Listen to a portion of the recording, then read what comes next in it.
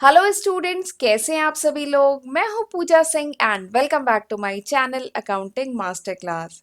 And आज इस lecture से हम स्टार्ट करने जा रहे हैं एक न्यू सब्जेक्ट स्टार्ट करने जा रहे हैं और बहुत ही इंपॉर्टेंट सब्जेक्ट है, दैट इज इनकम टैक्स। बहुत सारे स्टूडेंट इस सब्जेक्ट के लिए कह रहे थे, तो फाइनली आज मैं ये सब्जेक्ट स्टार्ट करने जा रही हूँ। और एक बात और है, देखिए मैं तो पढ़ाऊंगी बट आप जो भी बुक फॉलो कर रहे हैं उसके साथ आप बुक से भी वो टॉपिक जो मैं पढ़ाती जाऊं वो टॉपिक आप बुक से भी रीड करते जाइएगा। ठीक है, इससे और ज्यादा क्लैरिटी आएगी कॉन्सेप्ट की, क्योंकि इसमें लॉज बहुत सारे हैं, बहुत सारे सेक्शन है, बहुत सारे लॉज हैं। ठीक है, तो आप बुक से भी पढ़ेंगे तो अच्छा रहेगा, राइट। तो चलिए फिर बिना टाइम वेस्ट करे हम आज का वीडियो लेक्चर स्टार्ट करते हैं।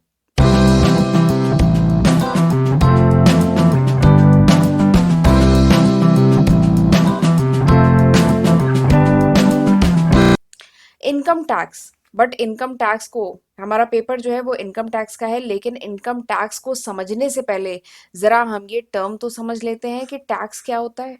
ठीक है, ये वर्ड वैसे बहुत कॉमन है, आप बहुत सुनते होंगे, बट जरा इसका मतलब भी देख लेते हैं टैक्स क्या होता है। तो टैक्स को वैसे हम समझ सकते हैं कि टैक्स क्या है, this is the cost of living in the society. हम जो सोसाइटी में रहते हैं, ठीक है, हमें देखिए इंफ्रास्ट्रक्चर प्रोवाइड किया जाता है, हमें हाईवेज हैं, रोड्स हैं, ठीक है, ब्रिज हैं, ठीक है, हमें बहुत सारे और सिक्योरिटी वगैरह प्रोवाइड की जाती है। तो इंफ्रास्ट्रक्चर जो प्रोवाइड किया जा रहा है उसकी कुछ कीमत देनी पड़ेगी ना, तो वही है टैक्स। ठीक है, गवर्नमेंट टैक्स इम्पोज करती है। तो टैक्स को हम क्या कंसीडर कर सकते हैं, टैक्स का मतलब क्या है, the cost of living in the society. Society में जो हम रहते हैं उसकी जो कीमत है, दैट इज टैक्स, जो हम गवर्नमेंट को देते हैं। ठीक है, और अगर मैं टाइप ऑफ टैक्स की बात करूं, कितने टाइप के टैक्स होते हैं, तो टैक्स मेनली दो टाइप के होते हैं, एक होता है डायरेक्ट टैक्स और एक होता है इनडायरेक्ट टैक्स। ठीक है, अभी फिलहाल ये जो सब्जेक्ट अभी मैं पढ़ाने जा रही हूँ, ये मैं आपको डायरेक्ट टैक्स में इनकम टैक्स पढ़ाने जा रही हूँ। ठीक है, उसके बाद इनकम टैक्स जब कंप्लीट हो जाएगा उसके बाद मैं आपको जीएसटी पढ़ाऊंगी, इनडायरेक्ट टैक्स।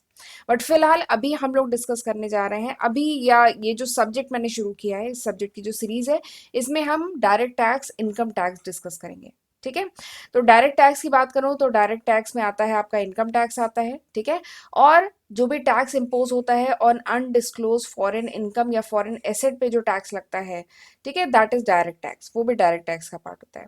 अगर मैं इनडायरेक्ट टैक्स की बात करूं तो जो जीएसटी है, गुड्स एंड सर्विस टैक्स, या जो कस्टम ड्यूटी है, वो सब क्या है, इनडायरेक्ट टैक्स। ठीक, तो आप सोच रहे होंगे कि मैडम ने ये तो बताया ही नहीं कि डायरेक्ट टैक्स होता क्या है, इनडायरेक्ट टैक्स होता क्या है, उसका एग्जाम्पल बता दिया।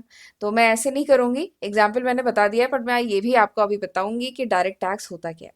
देखिए नाम से ही समझ में आ रहा है, डायरेक्ट टैक्स यानी ये जो टैक्स है ये डायरेक्टली लग रहा है। किस पे डायरेक्टली लग रहा है, on the income and wealth of a person. ठीक है, ये जो डायरेक्ट टैक्स है इसका नाम है डायरेक्ट, यानी ये जो टैक्स है डायरेक्ट लगता है, डायरेक्ट डिवाइड किया जाता है on the income, on the income, या फिर कह लीजिए wealth of a person. Person की इनकम या वेल्थ पे जो टैक्स डायरेक्टली डिवाइड होता है that is called direct tax. ठीक है, और एक खास बात है, ये जो बर्डन होता है डायरेक्ट टैक्स का, it can not be shifted. ये ऐसा नहीं होगा कि किसी पर्सन ए की इनकम पे जो टैक्स लग रहा है ये पर्सन बी दे, ऐसा नहीं होता है। This tax can not be shifted, ये शिफ्ट नहीं होता है। ठीक है, तो दिस इज डायरेक्ट टैक्स। जबकि इनडायरेक्ट टैक्स क्या है, नाम क्या है यहाँ पे, इनडायरेक्ट। ठीक है, यानी ये जो टैक्स होता है ये इनडायरेक्टली मतलब पे किया जाता है, and this tax is levied on the goods and services. ठीक है, जो भी गुड्स हम यूज करते हैं, जो भी गुड्स हम बाय करते हैं, जो भी सर्विसेज हम बाय करते हैं, उस पर हम इस टैक्स को पे करते हैं। This is indirect tax. इसका नाम इनडायरेक्ट क्यों रखा गया है, क्योंकि the person paying the tax, ठीक है, passes on the incidence to another person, यानी वो पर्सन जो टैक्स को पे करता है वो इस टैक्स को पास कर सकता है, यानी the burden of this tax can be shifted to another person. ठीक है, इसीलिए इसको क्या कहा गया, इनडायरेक्ट टैक्स। ठीक है, यानी जो पर्सन टैक्स को पे करता है वो इस टैक्स को पास कर सकता है दूसरे पर्सन पे। ठीक है, पास करता है दूसरे पर्सन पे। तो इसीलिए जैसे हम अगर यहाँ पे कस्टमर है तो हम इनडायरेक्टली ये टैक्स पे करते हैं, इसीलिए इसका नाम क्या है, इनडायरेक्ट टैक्स। और ये टैक्स किस पे लगता है, गुड्स या सर्विसेज पे लगता है, कस्टम ड्यूटी पे लगता है। ठीक है, तो ये होता है इनडायरेक्ट टैक्स, राइट। अब मुझे एक क्वेश्चन याद आ रहा है, एक बार क्लास में मैं पढ़ा रही थी तो मैंने एक स्टूडेंट से पूछा कि डू यू पे टैक्स, क्या तुम टैक्स पे करते हो। तो उस स्टूडेंट ने बहुत जल्दी से रिप्लाई किया कि ma'am I don't earn, I am not doing any job, I don't pay tax, कि मैं जॉब नहीं करता, मैं अर्न नहीं करता, तो मैं टैक्स नहीं पे करता।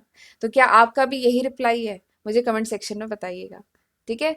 तो क्या अभी तक आप भी यही सोचते थे, ये मुझे बताइएगा। ठीक है, फिलहाल मैं इसका जवाब बताने जा रही हूँ। चाहे आप अर्न करते हैं चाहे नहीं करते हैं, ठीक है, अभी भले ही जॉब लगी है चाहे नहीं लगी है, अर्न करना शुरू किया है चाहे नहीं शुरू किया है, बट आप भी टैक्स पे करते हैं। कैसे? आप डायरेक्ट टैक्स, अगर अभी जॉब नहीं है, अभी इनकम नहीं है, तो आप डायरेक्ट टैक्स नहीं पे करते हैं, बट आप इनडायरेक्ट टैक्स पे करते हैं। ठीक है। क्यों? क्योंकि जो भी आप गुड्स खरीदते हैं, जो भी सर्विसेज रेंडर करते हैं, आप होटल में खाना खाने जाते हैं, होटल की सर्विसेज यूज करते हैं, आप उस पर टैक्स देते हैं। ठीक है। अगर कोई भी सामान खरीदते हैं तो उसमें भी तो टैक्स लग रहा है। ठीक है। तो आप इनडायरेक्ट टैक्स अभी पे करते हैं। ठीक है, but you are paying tax. ठीक है। आप लोग रेस्टोरेंट में खाने जाते हैं तो वहां पे भी तो कभी बिल डिटेल में देखिएगा। ठीक है, उस पे कौन कौन से टैक्स लगे हुए हैं। ठीक है। तो हम भी पे करते हैं, मतलब आप, मतलब जो पर्सन नहीं अर्न अभी कर रहा है वो भी टैक्स पे करता है, तो वो इनडायरेक्ट टैक्स पे करता है। जब पर्सन इनकम अर्न करने लगता है, वेल्थ क्रिएट कर लेता है, तो उसके बाद उस पर लगता है डायरेक्ट टैक्स। ठीक। तो यहां तक समझ में आ गया टैक्स क्या होता है, टैक्स कितने टाइप का होता है। तो आई होप यहां तक आपको अच्छे से समझ में आ गया होगा। चलिए आगे बढ़ते हैं। तो आपको समझ में आ गया है ना इनकम टैक्स क्या है। Income tax is a very important direct tax. Income tax क्या है? बहुत ही इंपॉर्टेंट डायरेक्ट टैक्स है। और ये कह लीजिए बहुत ही prominent and most significant source of revenue of the government. Government के रेवेन्यू का, देखिए गवर्नमेंट कोई जॉब कर रही है कि गवर्नमेंट को रेवेन्यू होगा कहाँ से? देखिए गवर्नमेंट आपको बहुत सारी फैसिलिटी प्रोवाइड कर रही है।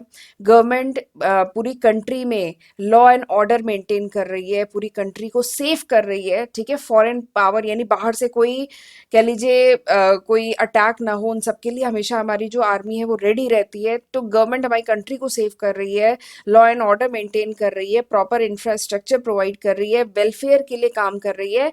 तो उसके लिए गवर्नमेंट नीड सम फंड ना, गवर्नमेंट को पैसे की जरूरत होगी। तो वो पैसा आएगा कहाँ से?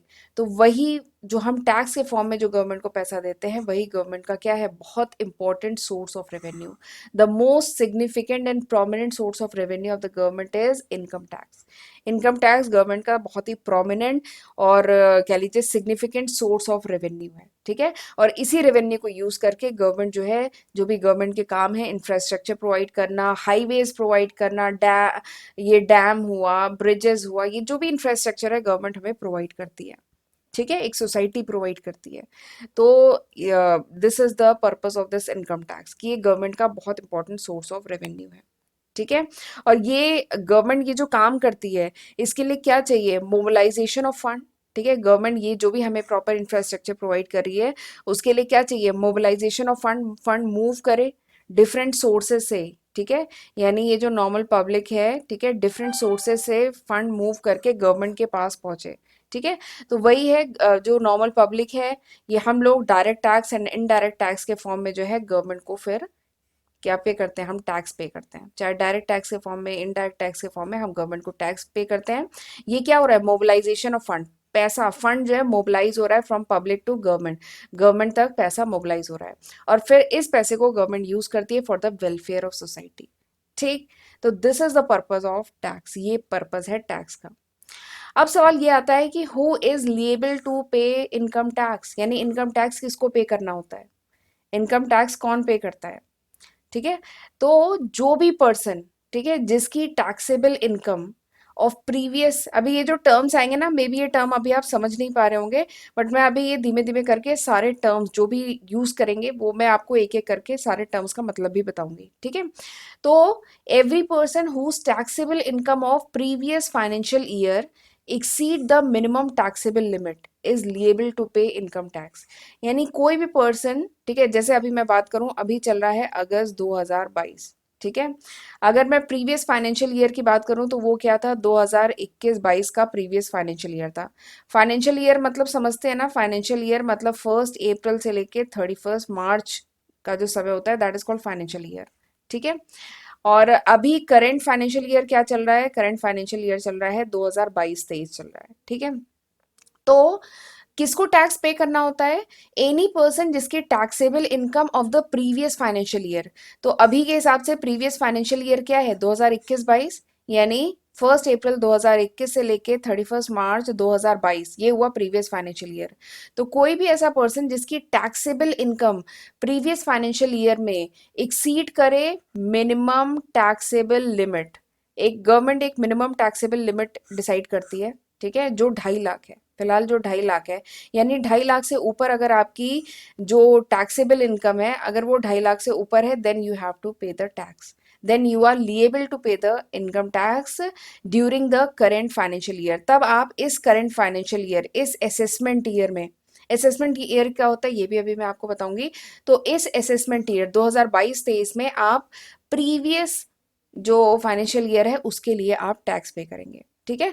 कब पे करेंगे? अगर आपकी जो टैक्सेबल इनकम है वो मिनिमम टैक्सेबल लिमिट से अगर ज्यादा हो, ठीक है, यानी अगर 2.5 लाख से ऊपर अगर आपकी इनकम है प्रीवियस फाइनेंशियल ईयर में, प्रीवियस फाइनेंशियल ईयर यानी 2021-22 में अगर आपकी जो टैक्सेबल इनकम है वो 2.5 लाख से ज्यादा है, तब आप इस फाइनेंशियल ईयर में, ठीक है, ये जो फाइनेंशियल ईयर है करंट फाइनेंशियल ईयर है यानी 2022-23 का जो करंट फाइनेंशियल ईयर है, इस साल आप पे करेंगे टैक्स, ठीक। और रेट कौन से एप्लीकेबल होगा? ठीक है, रेट कौन सा एप्लीकेबल होगा? जो करंट फाइनेंशियल ईयर में जो रेट है वो उस पे एप्लीकेबल होगा, ठीक है। तो यही है, यही यहाँ पे लिखा होगा कि हु इज लिएबल टू पे इनकम टैक्स, किसे पे करना होता है? जिसकी टैक्सेबल जो इनकम होती है वो मिनिमम टैक्सेबल लिमिट से जिसकी भी इनकम ज्यादा होगी प्रीवियस फाइनेंशियल ईयर की, ठीक है, उसे इनकम टैक्स पे करना होता है। और किस रेट से पे करना होता है? जो भी रेट एप्लीकेबल है करंट फाइनेंशियल ईयर, यानी 2022 से इसमें जो भी इस समय जो फाइनेंशियल ईयर में जो भी रेट चल रहा है उस रेट से पे करना होता है, ठीक है। अब एक चीज मैं और क्लियर कर देती हूँ, देखो 2021-22 पिछला फाइनेंशियल ईयर, ठीक है, तो ये क्या था? प्रीवियस प्रीवियस फाइनेंशियल ईयर, ठीक है। अभी क्या चल रहा है? अभी चल रहा है अगस्त 2022, ठीक है, अभी अगस्त 2022 चल रहा है, तो इस समय है फाइनेंशियल ईयर 2022-23, ये चल रहा है। तो ये जो है ना प्रीवियस फाइनेंशियल ईयर, प्रीवियस यानी पिछला फाइनेंशियल ईयर, देखिए जब प्रीवियस फाइनेंशियल ईयर पूरा बीत जाएगा, 1 अप्रैल से लेके 31 मार्च 2022 पूरा बीत जाएगा, उसके बाद ही तो आप इनकम को आपने पूरे 12 महीने में कितना कमाया है आप तभी तो एसेस कर पाएंगे, ठीक है। तो इसीलिए ये जो 2022-23 है, जो फर्स्ट अप्रैल 2022 से लेके 1 अप्रैल 2022 से लेके 31 मार्च 2023, ठीक है, 2023, ये जो करंट फाइनेंशियल ईयर है, ठीक है, इसको कहा जाता है असेसमेंट ईयर। क्योंकि इस ईयर में क्या करते हैं? आप एसेस करते हैं, आपने प्रीवियस फाइनेंशियल ईयर यानी पिछले फाइनेंशियल ईयर, पिछले 12 महीने के जो फाइनेंशियल ईयर थे उसमें आपने कितना कमाया, ठीक है, कितने का लॉस हुआ, कितने खर्चे हुए, कितना कमाया नेट में आपने, आप उसको एसेस कब करेंगे? जब पूरे 12 महीने बीत जाएंगे तब करेंगे ना। तो पिछले फाइनेंशियल ईयर जो पूरा 12 महीने का था, जब वो बीत जाता है तब उसके बाद आप नेक्स्ट फाइनेंशियल ईयर में आप उसको क्या करते हैं? एसेस करते हैं। इसीलिए 2022-23 क्या है? This is the assessment year. ये असेसमेंट ईयर है for the previous financial year. पिछले फाइनेंशियल ईयर के लिए ये जो 2022-23 है ये क्या है? असेसमेंट ईयर, ठीक है। इवन अभी अभी अगस्त है, अभी 31 जुलाई जो था वो लास्ट डेट थी आईटीआर फाइल करने की, ठीक है। तो हम वो आईटीआर किस असेसमेंट ईयर के लिए फाइल कर रहे थे? हम फाइल कर रहे थे 2022-23 असेसमेंट ईयर के लिए, ठीक है। इसे असेसमेंट ईयर क्यों कहा है? क्योंकि हम इस ईयर में 2022-23 में एसेस कर रहे हैं कि हमने पिछले फाइनेंशियल ईयर में कितना टोटल कमाया था, ठीक है। और टैक्स किसको पे करना होता है? जिसकी मिनिमम टैक्सेबल लिमिट जो इस समय 2.5 लाख है, मिनिमम टैक्सेबल लिमिट से अगर ऊपर आपकी टैक्सेबल इनकम बनती है, ठीक है, तो उस केस में यू नीड टू पे द टैक्स, आपको टैक्स पे करना होगा, ठीक है। तो ये इस चीज का जवाब है कि हु इज लिएबल टू पे इनकम टैक्स, किसे पे करना होता है? तो जिसकी 2.5 लाख से ऊपर इनकम होती है, टैक्सेबल इनकम, ठीक है, नॉट इनकम, टैक्सेबल इनकम जिसकी ऊपर होती है उसे इनकम टैक्स पे करना होता है। अब ये टैक्सेबल इनकम क्या है ये भी मैं अभी आपको धीमे धीमे करके आगे बताऊंगी, ठीक है। चलिए आगे बढ़ते हैं। अच्छा, एक इंपॉर्टेंट बात है, सबसे पहले इनकम टैक्स कब इंट्रोड्यूस हुआ था? सबसे पहले इनकम टैक्स कब लगा था? ठीक है, तो income tax was introduce for the first time in 1860। सबसे पहले जो इनकम टैक्स लगा था वो 1816 में लगा, 1860 में लगा था बाय सर जेम्स विल्सन।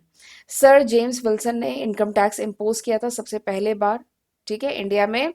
क्यों इम्पोज किया था? To meet the losses sustain by the government on account of the military mutiny of 1857।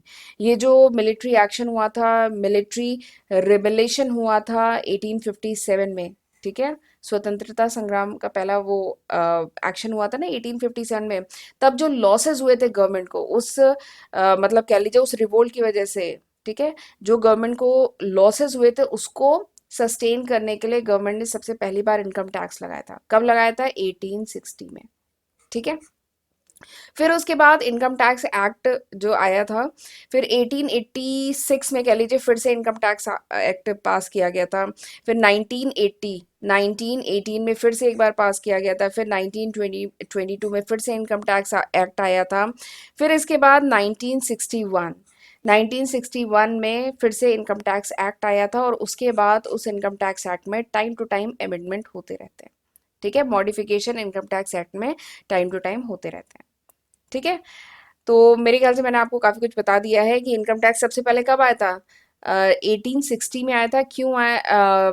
किसने लाया था? सर जेम्स विल्सन ने लाया था। क्यों लाया था? Because of the military mutiny of 1857, ठीक है। ये जो मिलिट्री रेबुलेशन हुआ था 1857 में, इसके कारण जो लॉसेस हुए थे उसको सस्टेन करने के लिए इनकम टैक्स इम्पोज किया गया था पहली बार, ठीक है। चलिए अब हमें पढ़ना है फीचर्स ऑफ इनकम टैक्स, ठीक है। बट मैं अभी यहीं तक रखती हूँ, ठीक है। नेक्स्ट लेक्चर में हम लोग ये टॉपिक डिस्कस करेंगे, फीचर्स ऑफ इनकम टैक्स। तब तक आप यहाँ तक पढ़ के रखिएगा, जो भी बुक फॉलो कर रहे हैं वहां से और पढ़िएगा, ठीक है। तो चलिए फिर मिलते हैं अगले वीडियो में, तब तक अपना ध्यान रखिएगा। God bless you.